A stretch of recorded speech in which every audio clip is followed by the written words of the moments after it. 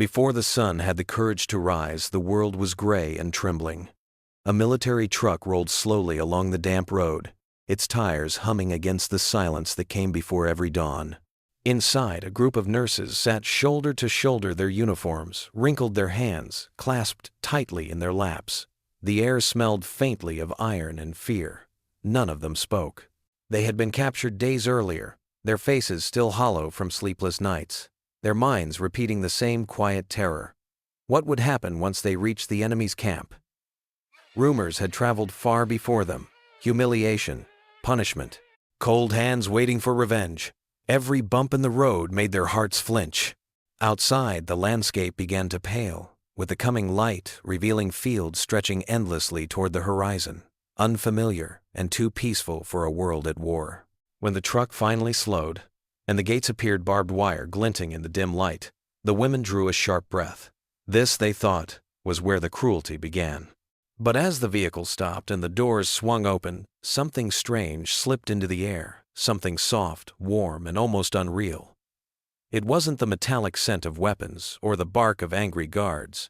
It was the smell of food, bread perhaps, and coffee drifting through the mist. For a heartbeat they hesitated, confused. One woman closed her eyes, unsure if her mind was playing tricks to protect her. The others waited for the first shout, the first blow that never came. Instead, silence lingered, a silence so heavy it carried the question none of them dared to ask. Had the world outside their fear already changed? For a long moment, no one moved. The engine had gone quiet, but its echo still trembled inside their chests. One by one, the women stepped down from the truck, their boots crunching on the gravel like timid heartbeats. The air was cool, tinged with salt and smoke, but there was something else in it, something unfamiliar, yet painfully human. The faint hiss of frying oil, the low murmur of voices, the soft clatter of metal spoons against enamel cups. They had imagined a camp of shadows and anger, men waiting with harsh laughter and cold commands. Instead, what met them was the warmth of an ordinary morning. The sky above the wire fence blushed faintly pink as dawn began to break, and from somewhere near the mess hall, the smell of bacon and bread drifted steadily toward them, curling through the air like a memory they didn't dare trust. A guard gestured for them to line up. His voice was firm, but it carried no cruelty. The women obeyed each step, slow, their bodies tense, as if expecting the kindness to collapse at any second. One nurse, her name was Yuki, though no one had said it aloud since their capture, kept her eyes fixed on the dirt. She counted her breaths to drown out her fear. Yet even as she stared down, she saw the dust glimmering faintly in the sunlight, soft, golden, almost gentle. It felt wrong. Everything felt wrong. The world was supposed to be gray and bitter. Instead, it smelled of breakfast. The guards moved efficiently, taking names, collecting small belongings, sorting the prisoners into groups. Their rifles hung at their sides, not pointed.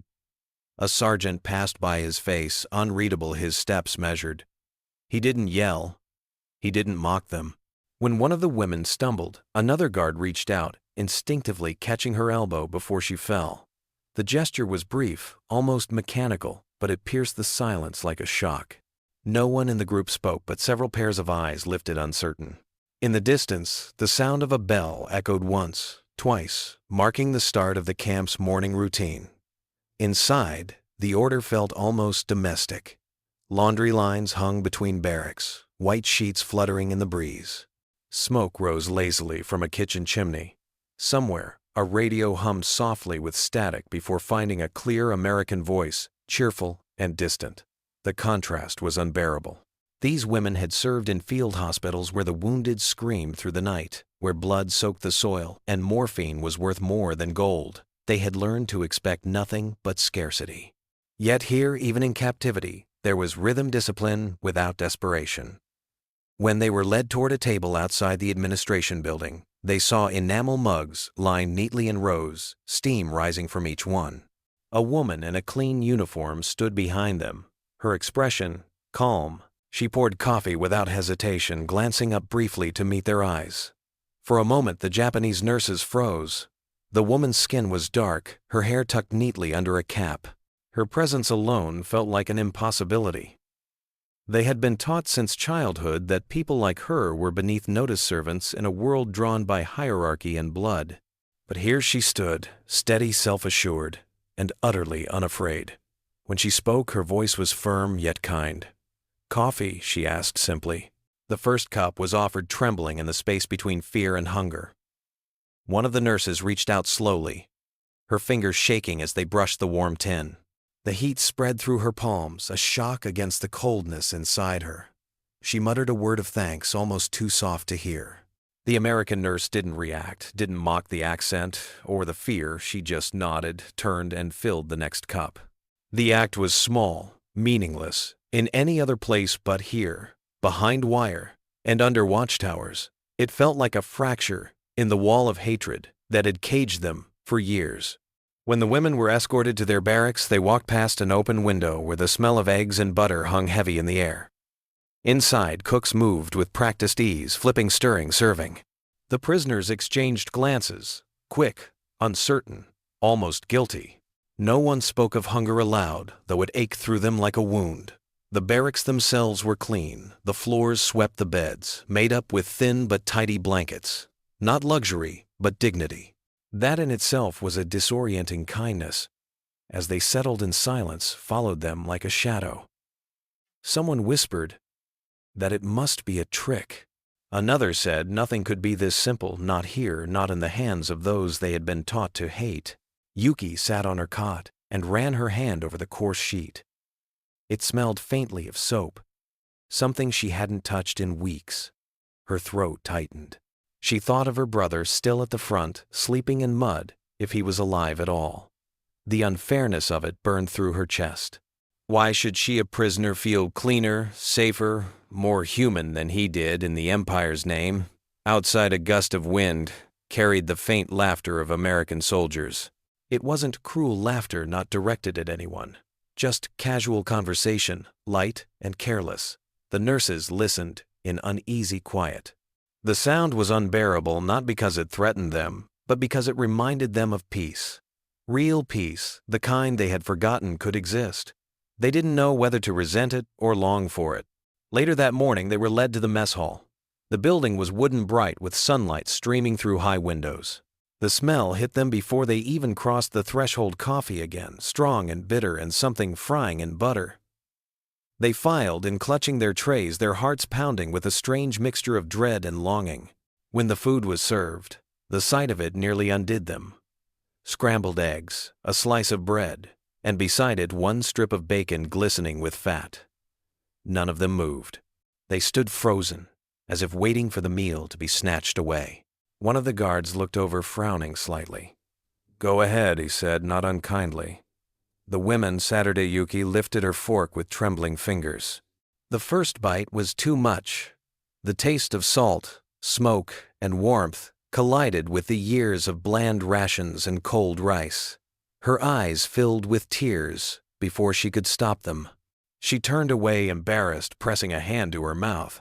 The others ate in silence, each bite pulling them further from the world they thought they knew. After the meal, the prisoners were allowed to walk the yard. The sun had risen high, by then turning the sky a pale blue. Birds circled lazily over the watchtowers. A strange calm settled over the camp, broken only by the clang of dishes and the murmur of distant conversation. The women walked slowly, their shadows long on the dirt. For the first time in months, they felt warmth on their skin that wasn't from fire or fear, and yet it frightened them. It was easier to hate an enemy who was cruel. Kindness was harder. It demanded questions they didn't know how to answer. That evening, when lights dimmed and the camp grew quiet, Yuki lay awake, staring at the wooden beams above her bed. The day replayed in fragments the guard's steady tone, the American nurse's calm face, the smell of bacon still clinging to her hair. None of it fit the stories she had been told. Her chest ached with confusion. She thought of home, of the burning cities, of her mother's last letter, promising that victory would bring glory. Glory had always tasted of ashes.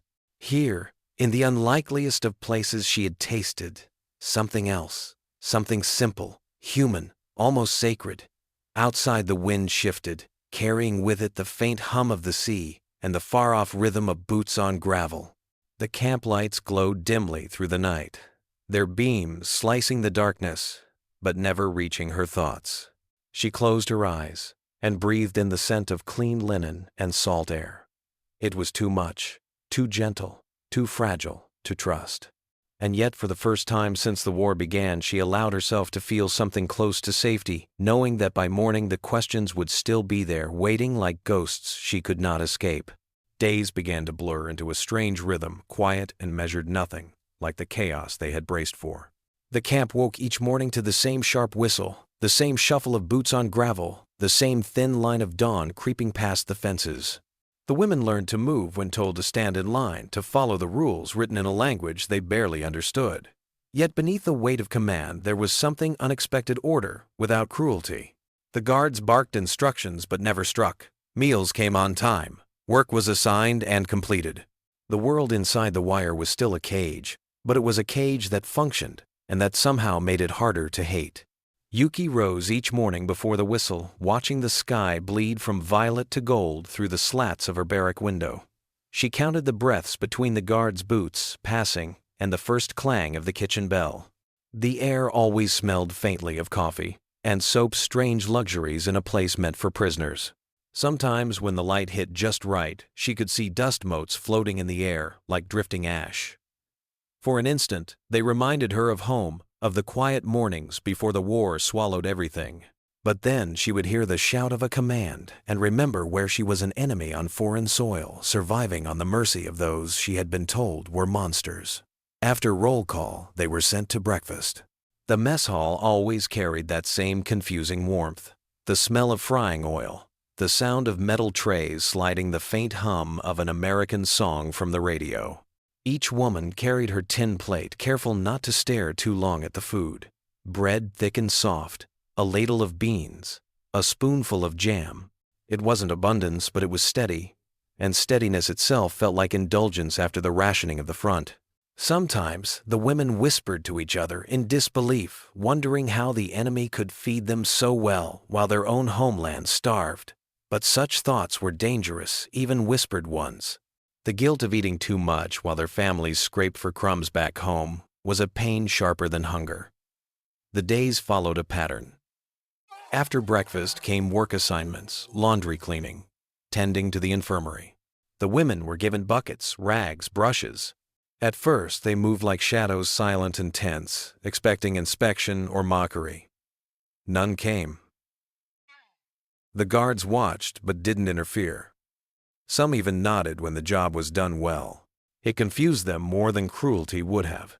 Hatred was easier to understand. Respect was disarming. In the afternoons, they were allowed short walks in the yard. The sun in Hawaii was relentless, wrapping the camp in shimmering heat. The women sat under whatever shade they could find, trees that looked alien, broad-leaved, and humming with insects. Beyond the wire, they could see glimpses of the ocean, impossibly blue waves flashing like glass. That distant sea was torture in its own way. It whispered of freedom, of ships of home. And yet the longer they stayed, the more they realized that even within the fences, life was beginning to shape itself again. Fragile, but real. Letters came once a week. They were censored words crossed out in thick black lines, but even fragments were lifelines. Yuki's first letter from home arrived on a Tuesday afternoon. Her hands trembled as she broke the seal. Her mother wrote that the city was in ruins, that rice was rationed, that children scavenged for scraps near the river. "We are alive," the letter said, "but only just." The words made Yuki's stomach twist. That morning she had eaten eggs, real eggs, not powdered. The guilt sat heavy inside her. When she lay in bed that night, she pressed her hands against her stomach, as though trying to quiet the shame. Survival, it seemed, came with its own kind of wound. Evenings were the hardest. The camp would fall into stillness, broken only by the low murmur of guards exchanging shifts. Inside the barracks, the women whispered to each other, their voices thin with exhaustion. They spoke of home, of brothers lost in battle, of the sounds of the war still echoing across the Pacific. Some clung to their patriotism like a prayer. Others began to doubt, though few dared to admit it aloud. The contradictions grew heavier with each passing day. The Americans treated them with a detached kind of civility, neither warmth nor hatred, only a strange acknowledgement that they existed. That acknowledgement itself felt dangerous. It suggested that perhaps their captors didn't see them as enemies at all, but as people. There were rules, of course. Lights out at 9, silence after 10, movement restricted. But within those limits, something fragile began to take root. The women shared stories, repaired torn uniforms, braided each other's hair. In the smallest gestures, passing a folded letter, saving a piece of bread for someone who'd missed a meal, they began to reclaim pieces of their old selves. Captivity stripped them of identity, but kindness, even unintended, gave it back in fragments. Sometimes, when the guards relaxed and laughter drifted across the yard, Yuki watched their faces carefully. They were young, many no older than her. One had a photograph tucked into his pocket, a wife maybe, or a sweetheart smiling in a summer dress. It struck her how ordinary they seemed. Not monsters, not demons, just men doing what they were told, same as her. That realization frightened her more than their guns ever had. It was easier to fight an enemy made of hatred. Harder to face one made of humanity. The camp's rhythm became a kind of heartbeat, predictable, steady, almost safe. Every morning she told herself it couldn't last, that sooner or later the cruelty would surface. But each day ended the same meals, served lights dimmed, no screams, no beatings. The war outside still raged, yet here within the fence there was an uneasy peace. A peace too fragile to trust, but too real to ignore. Sometimes she dreamed of her home, of the smell of seaweed drying on the shore, of her mother's call from the kitchen. Other nights she dreamed of the camp itself, the quiet roll calls, the clang of trays, the foreign comfort of coffee. Both worlds blurred together until she no longer knew which one felt more real. Freedom, once an absolute, was becoming abstract. Safety had taken its place. Weeks passed. The women learned to navigate the schedule without thought: dawn, roll call, breakfast work, inspection, supper, silence. The guards' faces became familiar. The Americans' words, once harsh noises, began to make sense in fragments. The prisoners moved more easily, now less like ghosts, more like workers who understood their place in a machine. It wasn't happiness, but it was survival. And survival in its quiet way began to change them. One afternoon, as Yuki hung laundry under the sweltering sun, she noticed the sound of laughter drifting from the infirmary. It wasn't cruel laughter, it was soft, tired, human. She looked over and saw an American nurse helping one of the captured soldiers wrap a bandage. For a second, the sight felt unreal, an enemy tending to an enemy. The nurse's hands were gentle, her face calm, her movements efficient. Yuki turned away quickly, but the image stayed. That simple moment, no blood, no shouting, just care, lodged itself deep in her chest. It was the first crack in the armor of everything she had believed. That night, she couldn't sleep. She listened to the rhythmic creak of the barrack walls, the sighs of the women beside her. In the stillness, she realized that captivity had given her something she had not expected: time to see, time to think, time to question. The world outside might still be burning, but here inside the fences, she had found something that looked unsettlingly like grace. When dawn came, she stood at the window, watching the light rise over the ocean. The waves shimmered beyond the wire, endless and unreachable. The camp was waking, the whistle, the footsteps, the clang of breakfast trays. The same as every day, yet something felt different. She couldn't name it yet, but it was there, an undercurrent, quiet and growing like a current beneath still water. Something was shifting, not just around her, but within her. She knew the peace here could not last, and yet she also knew that whatever came next would no longer be simple. What had begun as fear was turning into awareness, and awareness she sensed would demand something far more difficult than obedience. The days had begun to fold into one another, like pages turned too slowly, each one the same color of dust and sunlight. Yet something was beginning to shift inside Yuki. The fear that once ruled her movements had softened into something quieter, unease maybe, or curiosity that frightened her even more. She had learned the rhythm of captivity. Now, the whistle, the roll call, the measured voices, the clang of tin trays. But beneath that rhythm, she could feel a pulse of something she didn't understand, a life too ordinary, too human, thriving inside the fences. One morning, before the heat had fully risen, a guard appeared at the barrack door with a clipboard in his hand. His tone was matter-of-fact. "We need volunteers for medical work," he said. "Those with nursing experience." Yuki's hand hesitated in her lap. Around her, a few women exchanged wary looks. Volunteering felt dangerous, but the word medical called to something deep within her. The echo of who she used to be before the war hardened her hands and dulled her compassion. Slowly, she raised her hand. That afternoon, she and 3 others were escorted to the infirmary on the far side of the camp. The building stood apart, its white walls stark against the bright grass windows open to let the ocean air drift through. The moment she stepped inside, the smell struck her not the stench of rot and fear she had known in frontline hospitals, but the sharp, sterile scent of alcohol, soap, and something impossibly clean. Shelves lined the walls, stacked with glass jars, cotton rolls, instruments gleaming in the light. The hum of an electric fan filled the silence, steady and calm. Yuki froze in the doorway, her breath catching. It felt like stepping into another world, one untouched by the war she'd survived. A tall woman in a starched white uniform turned to greet them. Her hair was tied neatly, her expression firm but not unkind. She introduced herself as Lieutenant Harris, the supervising nurse. "You'll help with sanitation, bed changes, and supply prep," she said, her English crisp and clipped. The translator beside her repeated the instructions in halting Japanese. The rules were simple. Follow orders, no touching restricted materials, no speaking to patients without permission. Yuki nodded silently, her hands twisting together. They were assigned to fold linens first. The fabric smelled faintly of starch and lavender. She moved carefully, her fingers tracing the creases, memory stirring of the makeshift tents she once worked in. Mud floors, bloody rags, men screaming for morphine that never came. Here, everything gleamed. Even the waste bins were clean. When she reached for a stack of gauze, her eyes caught on a label printed in neat English letters, penicillin. She froze. Her heart thudded once hard.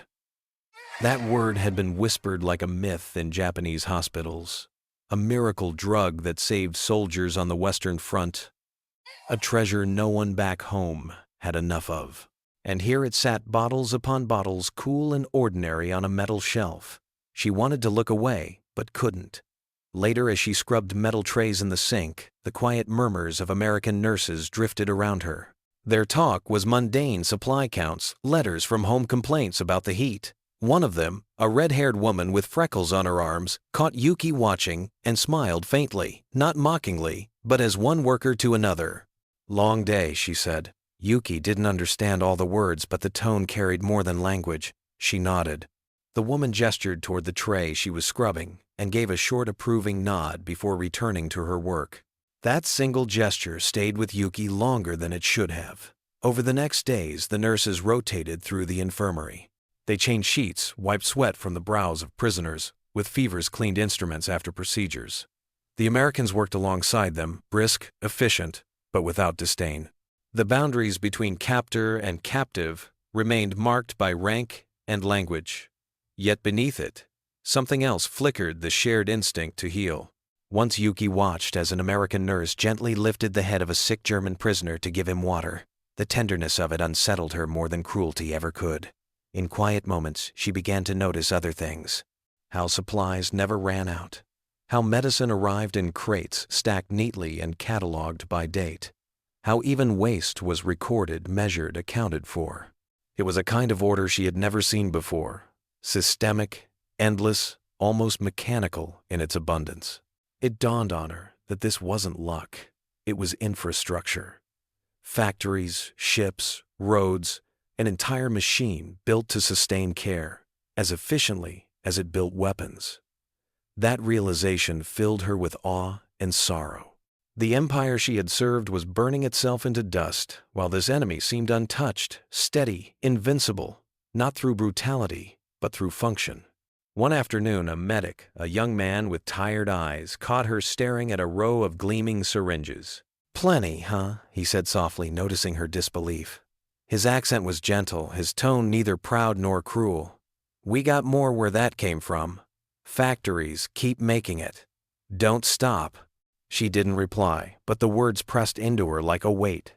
Factories keep making it. In her country, factories were ashes bombed to rubble.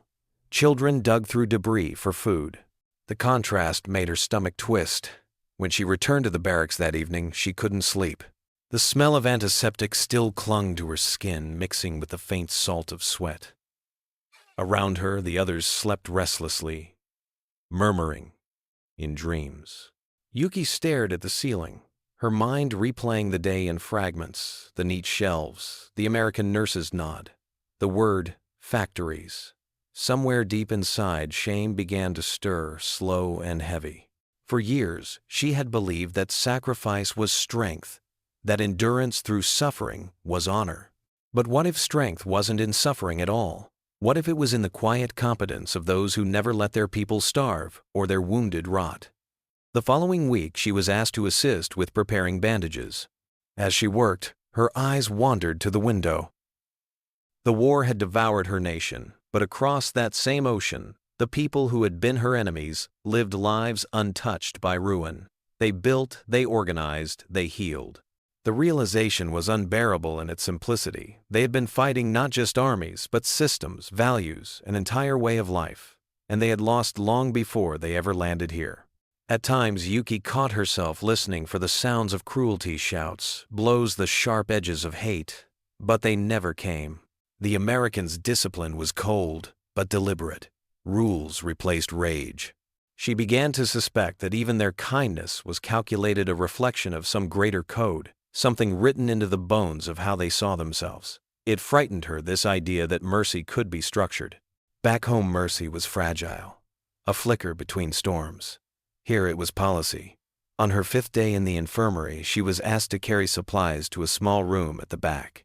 When she entered, she found a man lying there, a wounded Japanese soldier, one of her own, his leg bandaged and elevated. His eyes flickered open. When she stepped close, disbelief washing over his face. "You're here," he whispered, his voice brittle. She nodded. "They treat you well?" he asked. She hesitated. The truth caught in her throat. After a moment, she said softly, "They feed us. We work."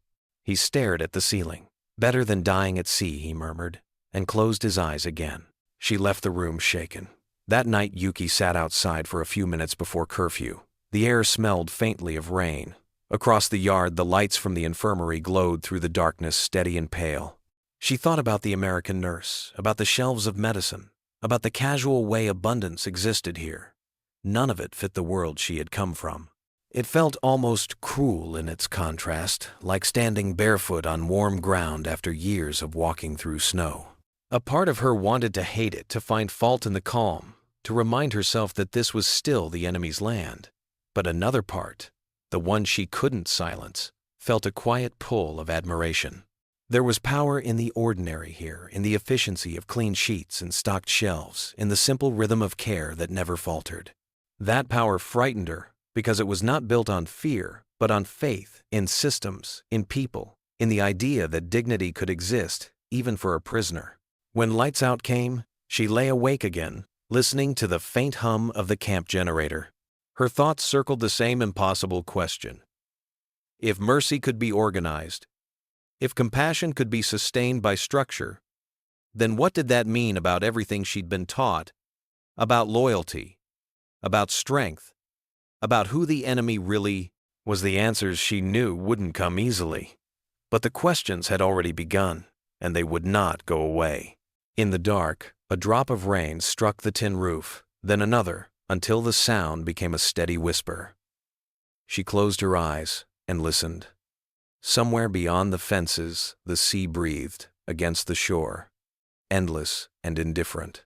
Inside the barracks, her heart beat to a new rhythm, uneven, unsteady, but alive. Something was breaking open within her, something she could neither stop nor name. It was the beginning of doubt, and with it the first glimpse of truth. The rain that had started the night before lingered into morning, soft and gray, blurring the fences into ghosts.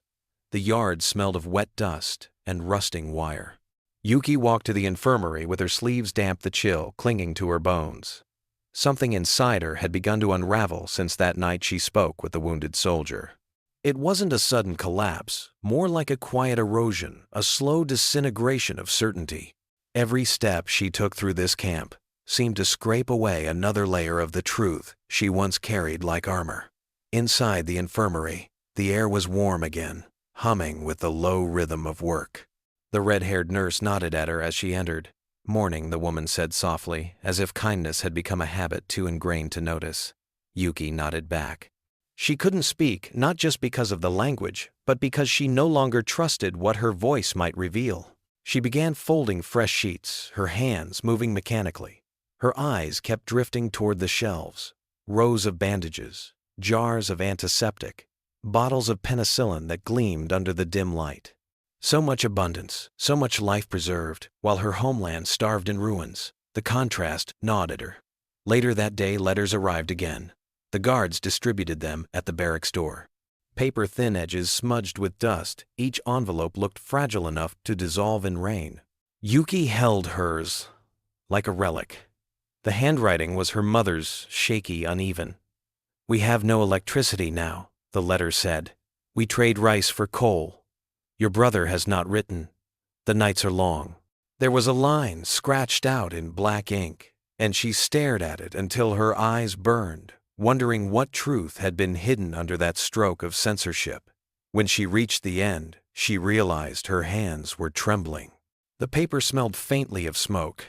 Her mother had written, "I pray you are warm wherever you are." Yuki pressed the letter to her chest and turned away from the others so they wouldn't see her cry. That night, guilt became a living thing inside her. It whispered as she tried to sleep, breathing the same question over and over. "Why you? Why are you the one who eats, who sleeps, who breathes clean air while they suffer?"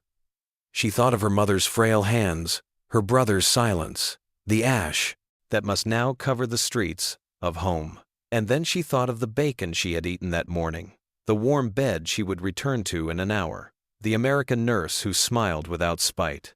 The weight of that contradiction pressed on her chest until she could barely breathe. The next morning she volunteered again for the infirmary, though she wasn't sure why. Perhaps it was punishment, or perhaps she needed to see the faces of those who could live without hatred. As she cleaned instruments, one of the American nurses, Lieutenant Harris, spoke to her through the translator. "You work carefully," Harris said. "That's good. Care matters more than language." The words hit harder than they should have. Care matters more than language. For a moment, Yuki looked up and met the woman's eyes. There was no superiority there, no condescension, only a steady calm. Something in that gaze terrified her. It made her realize how much of her world had been built on walls that no longer existed. During lunch, she sat apart from the others, staring at her plate. The camp food had become familiar, now bread beans, a small piece of fruit. She used to dread these meals, now she dreaded how normal they felt. Across the mess hall, she saw one of the guards reading a newspaper, his brow furrowed. The headline, she guessed, was about the war. The sound of laughter drifted from a nearby table, an American voice, easy and warm. It sounded like home might have before the air raids. That warmth felt unbearable. It was proof that life continued, that the enemy still knew how to laugh. She envied them for it. That evening, the sky cleared. The rain had washed everything clean. The yard shimmered under the fading light. As the women returned from work, Yuki noticed one of the American soldiers repairing the fence near the gate. He was young, maybe 20. His hands were steady, his movements precise. When the hammer slipped, striking his thumb, he swore softly under his breath. Without thinking, Yuki took a step forward. "Careful," she said, in halting English. He froze, surprised. Then he laughed, a short, genuine sound, and nodded. "Thanks," he said. The word was simple, harmless, but it echoed inside her, long after she returned to the barracks. It was the first time she had spoken to a soldier without fear. That night, as she lay awake, she realized something terrifying. Hatred had begun to fade. Not completely, but enough to feel its absence. It left behind a hollow space where her loyalty used to be. Without it, she didn't know who she was. The Empire had taught her to serve with obedience, to believe in purity, sacrifice, and superiority. Yet here, in this place of captivity, she saw the world's cruelest irony. Her captors lived by the compassion her own leaders had called weakness. They treated their wounded, and even their enemies, with dignity. That dignity had power. It couldn't be bombed or starved out. It endured, and it frightened her because she could no longer deny it. Days passed. The women spoke less now. Each of them carried the same unease, though none would name it. The camp's calmness had become its own kind of torment. There was no violence, no screams, nothing to justify the hatred they had brought with them. The absence of cruelty was its own weapon. It forced reflection, stripped away excuses. One evening, Yuki caught one of the older nurses staring at the barbed wire with a distant expression. "If they treat us this well," the woman whispered, "what did we do to deserve their war?" No one answered. Weeks later, a new shipment of prisoners arrived. Soldiers captured in the Philippines. They came ragged, hollow-eyed, barely able to stand. The contrast between them and the women who had lived in the camp for months was unbearable. The newcomers looked at Yuki and the others with disbelief. "They give you food," one man rasped. "Real food," Yuki nodded faintly. His expression twisted, part envy, part accusation. "You're lucky," he said. "Or maybe you've forgotten." The words stung. That night, she couldn't eat. She sat in silence, listening to the soft clatter of spoons, the quiet hum of conversation. The guilt returned heavier than before. Soon after, the war reached its end. The news spread through the camp like a rumor at first, then as fact. Japan had surrendered. The empire was gone. Some women wept. Others sat motionless, unable to understand what that meant. Yuki felt nothing at first, only a cold emptiness. The war had defined her entire existence, her identity built on service to something that no longer existed. Without it, she felt untethered.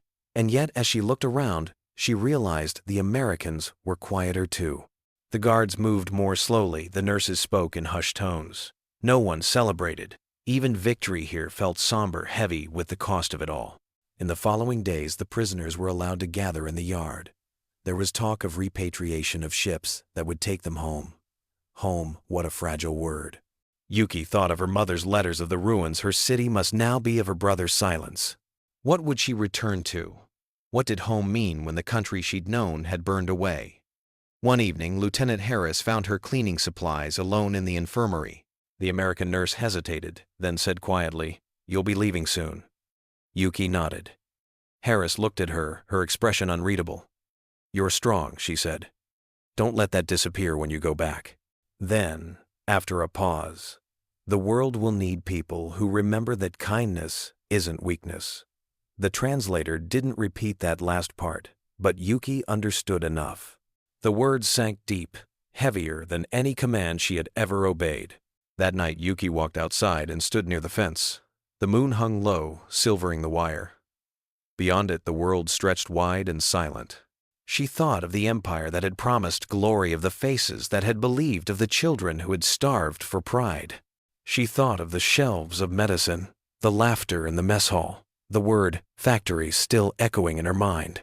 The old world was gone, and though she still wore its uniform, she knew she no longer belonged to it. The next morning, she folded her bedding carefully, smoothing the creases as she had done 100 times before. The camp was quiet, expectant. She felt both relief and grief, as if she were leaving a place that had broken her only to rebuild her differently. The whistle blew in the distance. Somewhere a bell rang for breakfast. The smell of coffee drifted through the air again, warm, familiar, bittersweet. She closed her eyes and let it fill her lungs one last time. It no longer smelled like the enemy. It smelled like truth. The morning of departure came quietly, without ceremony or fanfare. The camp, usually humming with the rhythm of chores and orders, stood hushed beneath a pale sky. The air smelled faintly of salt and damp soil, as if the night had tried to wash everything clean one last time. Yuki folded her blanket carefully, smoothing every crease until the fabric lay flat and perfect. Around her, the other women did the same, their movements slow, reverent, heavy with the weight of what was ending. They were going home, yet none of them knew what home meant anymore. Outside, trucks waited by the gate. Their engines idled with a low, steady growl that sounded less like freedom and more like uncertainty. Guards checked names from lists, calling them one by one. The same voices that had once ordered them into lines now spoke with quiet efficiency, neither harsh nor friendly. As Yuki stepped forward, her boots crunching over the gravel, she glanced back at the barracks, the weathered walls, the windows glowing faintly from the morning light, the narrow beds lined in perfect rows. For months, this had been her world, her strange, paradoxical refuge. It had been a prison, yes, but it had also been the first place where she'd learned that gentleness could survive even in the aftermath of cruelty. When her name was called, she climbed into the truck with the others. The seats were cold, the metal floor slick with dew. A soldier passed by, handing each of them a small parcel, a piece of bread, an apple, a folded paper with instructions for their repatriation. She accepted it wordlessly, her throat too tight to speak. As the vehicle lurched forward, the camp gates opened for the first time, not as a wall of confinement, but as a passage into the unknown. The fences receded behind them, the barbed wire glinting faintly in the morning sun, and for a fleeting second the smell of coffee drifted from somewhere near the mess hall. It struck her like memory, the same scent that had once filled her with fear, then disbelief, then comfort. Now it felt like a farewell. The road wound toward the harbor, lined with palms bending under the breeze. Beyond the horizon, ships waited to carry them back across the Pacific. The women sat in silence, each lost in her own thoughts. Some clutched letters, others simply stared out the window, their eyes reflecting both relief and grief. Yuki felt the ache of both gratitude for surviving, guilt for what survival had cost. She thought of her mother's letters, of the ash-covered streets that awaited her, of the wounded soldier she had once helped in the infirmary. She wondered if he had made it home, if home still existed, for any of them. At the docks, American officers oversaw the boarding. The process was calm, almost respectful. They checked documents, offered water, guided the women onto the ships with the same precision that had defined the camp. When Yuki reached the ramp, she hesitated. The ocean spread out before her, vast and silver, the same ocean that had once carried warplanes and bombs. Now it would carry her back to whatever remained of her life. For a long moment she stood still, feeling the sea wind against her face. Then she turned one last glance at the camp receding in the distance, a cluster of buildings half hidden in mist. Somewhere beyond those fences, she imagined the nurses she had worked beside the guards with tired eyes. The woman named Harris, who had once told her that kindness wasn't weakness. As the ship pulled away, Yuki leaned against the railing, watching the island shrink into the horizon. The salt air stung her eyes. Around her, the other women murmured softly, some praying, others silent. The ocean stretched endlessly, but it felt different now. Not an obstacle, but a bridge between two worlds that had once seemed irreconcilable. She remembered how on her first morning in the camp she had stood trembling in the cold air, expecting punishment only to be met by the smell of bacon and the quiet civility of strangers. That smell had felt like mockery then. Now it seemed like proof that the world could still hold gentleness even after everything had burned. Days later, when Japan's coastline appeared, a hush fell over the deck. The land was gray, broken, unrecognizable. The harbors were filled with skeletons of ships. The air carried the faint odor of smoke and decay. As they disembarked, Yuki felt her knees weaken. Cities once full of life now lay in ruins, buildings gutted, streets silent except for the wind. People moved like ghosts, their faces hollow, their clothes patched and thin. Yet amidst the ruin, life persisted.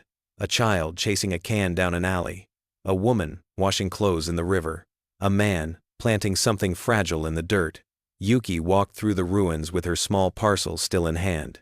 Her mother's house was gone, replaced by a shell of wood and stone. She found her mother living with neighbors thinner, older, her hair nearly white. They embraced in silence, their tears carrying both reunion and loss. That night, by the dim light of a lantern, Yuki told her pieces of what had happened. Not everything, only fragments. How the Americans had treated them fairly. How they had given her work, food, a place to sleep. Her mother listened, nodding slowly. "Then you saw something worth remembering," she said quietly. "Don't forget it, even here." Months passed. The occupation reshaped everything. Yuki found work again, as a nurse in a small local clinic, tending to civilians and returning soldiers. Supplies were scarce, but she used what she had learned in the camp: how to clean efficiently, how to ration carefully, how to treat wounds with patience rather than panic. Sometimes, when the American aid teams visited, she caught the scent of their coffee and felt the ache of something bittersweet. She didn't speak of the camp often, but its lessons lived in the way she carried herself, in the quiet steadiness of her hands, in the refusal to see enemies where there were only people. Years later, when she would tell her grandchildren about the war, she never spoke of battles or victories. Instead, she told them about the morning she first smelled bacon, about the nurse who offered her coffee, about the shelves of medicine that seemed to stretch on forever. "We thought kindness was weakness," she would say, "but it was the only thing that survived the fire." The children would listen, eyes wide, unable to imagine their grandmother as a prisoner. She never told them about the guilt the night she lay awake wishing she could unsee the truth. But she always ended the story the same way, with that first morning, the rising sun, and the scent of food that made her realize the world was larger than fear. In time, those stories became her way of making peace. The war had taken everything, her youth, her illusions, her certainty. But it had also left her with something fragile and enduring: understanding. She learned that strength could exist without cruelty, that discipline could coexist with mercy, that even an enemy could reveal the better parts of humanity. She carried that understanding like a quiet oath woven into the fabric of her ordinary life. One winter evening, years after the war, Yuki sat alone by her window watching snow drift past the glass. A kettle whistled softly on the stove. The air filled with the scent of roasted tea, faintly sweet, comforting. For a moment she closed her eyes, and the memory came back, not of fear, not of barbed wire, but of that first morning in captivity, when she realized the world was not as she had been told. The smell of coffee and bread, the calm voice offering her something warm. She smiled faintly, the ache in her chest, both sorrow and gratitude. The memory was still there, unchanged, by time carrying its quiet truth. Kindness had been her first taste of freedom. Outside, the snow fell steadily, blanketing the broken streets of the city she had once feared would never live again. Somewhere far away across another ocean, she imagined the camp long dismantled, the fences torn down, the barracks empty. But in her mind it still stood, not as a prison, but as a lesson. Because it was there in captivity that she had learned the one thing the war could not destroy, that mercy, however small, endures longer than any empire. And as the wind whispered against the window, Yuki thought that maybe this was what survival truly meant, not just to live, but to remember. To carry forward the quiet proof that even in a world built on ruin, a simple act of kindness could still change everything. Years later, when time had softened the sharp edges of memory, Yuki still found herself haunted by that strange paradox of war, that she had learned the meaning of mercy, not from her homeland, but from the hands of those she had been taught to fear. She would sit by the window of her small house, listening to the sound of the kettle whistling and the distant hum of life returning to her rebuilt city, and she would think about that first morning in captivity.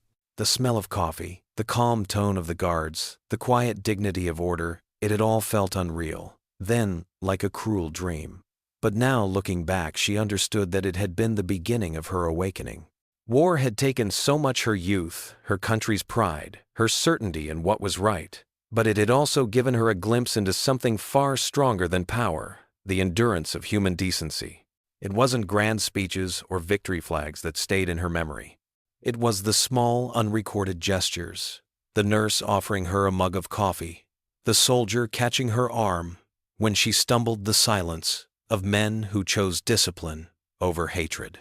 Those were the moments that rebuilt her faith in people piece by piece.